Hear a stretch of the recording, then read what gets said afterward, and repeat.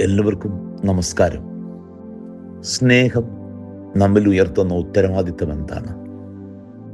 അതിനെക്കുറിച്ചുള്ള ഒരു ചിന്ത ഇങ്ങനെയാണ്: true love is accepting to responsibility of carefully handling another's fragile heart. മറ്റുള്ളവരുടെ ഉടഞ്ഞു പോകാവുന്ന ഹൃദയത്തെ സൂക്ഷ്മതയോടെ കൈകാര്യം ചെയ്യുക എന്നുള്ളതാണ് സ്നേഹം നമ്മിൽ ഉയർത്തുന്ന ഉത്തരവാദിത്തം. തകർന്ന ഹൃദയങ്ങളെ മെനയുന്നവനാണ് കർത്താവ്. അത് കർത്താവ് നിർവഹിക്കുന്നത് സ്നേഹം കൊണ്ടും ചേർത്ത് പിടിക്കൽ കൊണ്ടുമാണ്. പാപത്താൽ തകർന്നു പോയ ഹൃദയവുമായിട്ടാണ് ദാവീദ് ദൈവസന്നിധിയിൽ മുട്ടുകുത്തുന്നത്. എന്നാൽ അവനെ വലിച്ചെറിഞ്ഞ് കളയുവാനല്ല ദൈവം ആഗ്രഹിക്കുന്നത്. അനുതപിക്കുന്ന അവനിലേക്ക് നിർമ്മലമായ ആത്മാവിനെ പകർന്ന് അവനെ തിരികെ ജീവിതത്തിലേക്ക് കൂട്ടിക്കൊണ്ടുവരികയാണ്. പാപക്കറകൾ നിറഞ്ഞ ജീവിതമായിട്ടാണ്, നമ്മുടെയൊക്കെ നിത്യഭാഷയിൽ പറഞ്ഞാൽ ഒരിക്കലും വെളുക്കാത്ത പുതപ്പ് പോലെയുള്ള ഒരു ജീവിതവുമായിട്ടാണ് പാപിനി യേശുവിൻ്റെ സന്നിധിയിലേക്ക് വരുന്നത്.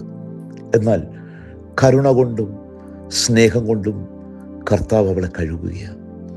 അവിടെ ജീവിതം ഹിമം പോലെ വെണ്മയണിയുന്നുണ്ട്.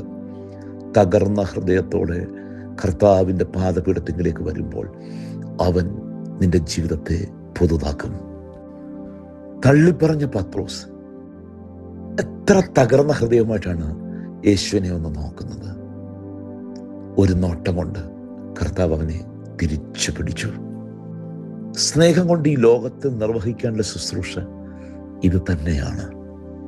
ഒരു കടാക്ഷം കൊണ്ട്, ഒരു സ്പർശം കൊണ്ട്, ഒരു ചേർത്ത് പിടിക്കൽ കൊണ്ട് നമുക്ക് തകർന്ന എത്രയോ ഹൃദയങ്ങളെ പുതുക്കാൻ കഴിയും എന്ന് മാത്രമല്ല, ഒരു ഹൃദയങ്ങളെയും ഉടയ്ക്കാതിരിക്കാനും നമുക്ക് സാധിക്കും.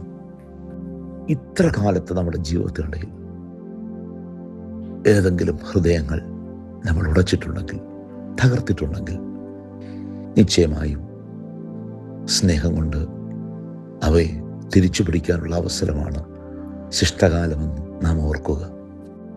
ഇനിയും ആരുടെയും ഹൃദയം എറിഞ്ഞുടയ്ക്കില്ല എന്നൊരു നല്ല തീരുമാനത്തിലേക്ക് നമുക്കെത്താൻ സാധിക്കണം.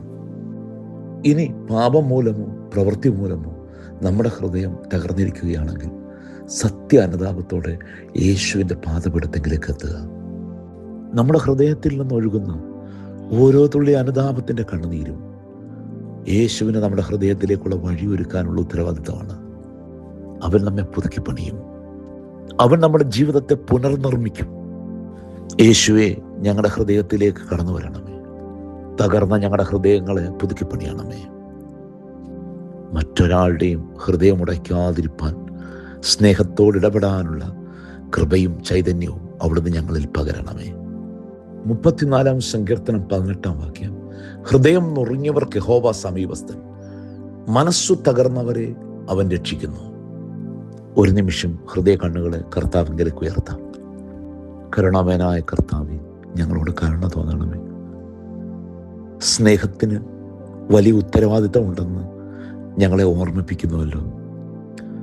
ഒരാളുടെയും ഹൃദയത്തെ തകർക്കാതിരിപ്പാൻ ദൈവകൃപ ഞങ്ങളിൽ പകരണമേ. വളരെ ദുർബലമാണ് ഓരോ മനുഷ്യൻ്റെ ഹൃദയങ്ങളും. അത് വീണുടയാം, പ്രവൃത്തി കൊണ്ടുടയാം.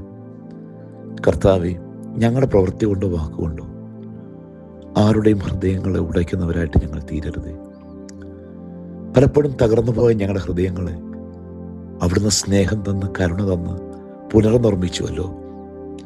കർത്താവേ, എത്ര വിശുദ്ധമായ അനുഭവത്തിലേക്കാണ് അവിടുന്ന് ഞങ്ങളെ വിളിച്ചിരിക്കുന്നത്. യോഗ്യതകളൊന്നും ഞങ്ങൾക്കില്ല. ഇതാ, തകർന്ന ഞങ്ങളുടെ ഹൃദയങ്ങളിലേക്ക് എഴുന്നള്ളുവാൻ അവിടുന്ന് ആഗ്രഹിക്കുന്നു. സത്യാനുതാപത്തിൻ്റെ കണ്ണുനീർ അവിടുന്ന് ഞങ്ങൾക്ക് നൽകണമേ. യേശുവേ, ദാവീദ് പുത്ര, ഞങ്ങളോട് കരുണ തോന്നണമേ. ആയത് പിതാവിൻ്റെയും പുത്രൻ്റെയും പരിശുദ്ധാത്മാവിൻ്റെയും നിസ്തുല നാമത്തിൽ തന്നെ ദൈവം തമ്പുരാൻ എല്ലാവരെയും അനുഗ്രഹിക്കട്ടെ.